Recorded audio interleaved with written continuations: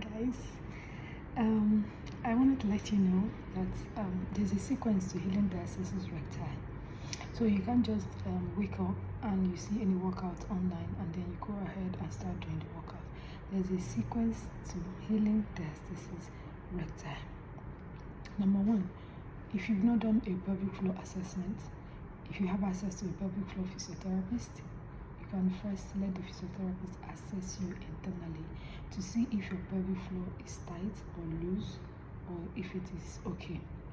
So the first thing you address is your pelvic floor. So if you have a tight pelvic floor or a loose pelvic floor, you start working on it first. Because when you come to core work, when you start working on several other parts, it puts pressure on the pelvic floor. And if it's already a weak pelvic floor, then it might give way and you might start looking or having incontinence issues. Then you realize that, oh, after workouts, they're impacting your pelvic floor and you start having issues. So you need to build your pelvic floor first. And then you need to look at, okay, what muscles are weak? Or, okay, I've told you that a tight muscle and a loose muscle are both weak muscles. So you need to look at what muscles are weak. So meaning both tight and both loose.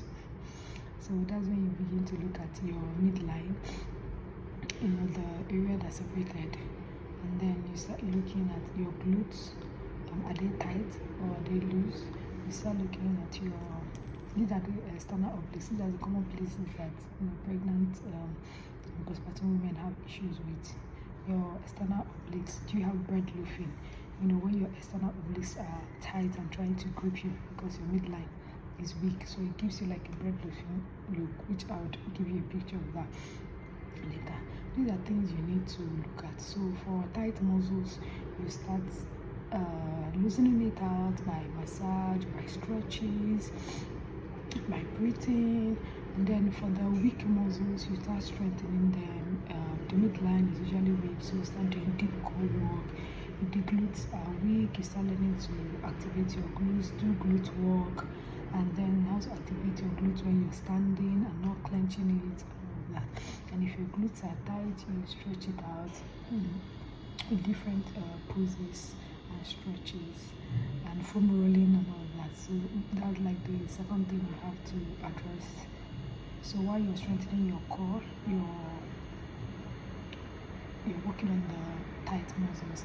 And then the next thing you will have to look at is your rib cage angle. Most times if you have a wide or forward flared rib cage, while trying to bring it down, it can put a lot of pressure on the pelvic floor. So that's why we say work on your pelvic floor first, and then address the loose and the tight muscle first, and then we'll start looking at the rib cage angle. Another thing you need to address is your nutrition, because bloating puts a lot of stress in the midline. So if you're consistently bloated, then to keep your diastasis always open.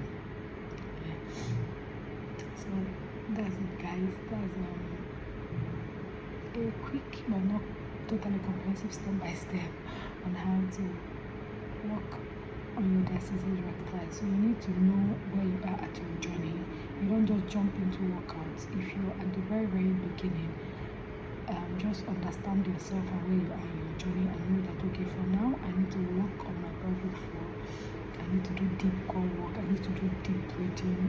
No matter how long you have to do it, even if you move to advanced core work, breathing should still be part of your day. Deep breathing, stretches, massages, foam rolling, all that things, they're still part of your day. Because if you always sit at the computer, if you're always breastfeeding or being in a weird position because you have to carry your baby, you need to stretch those muscles out. So thank you.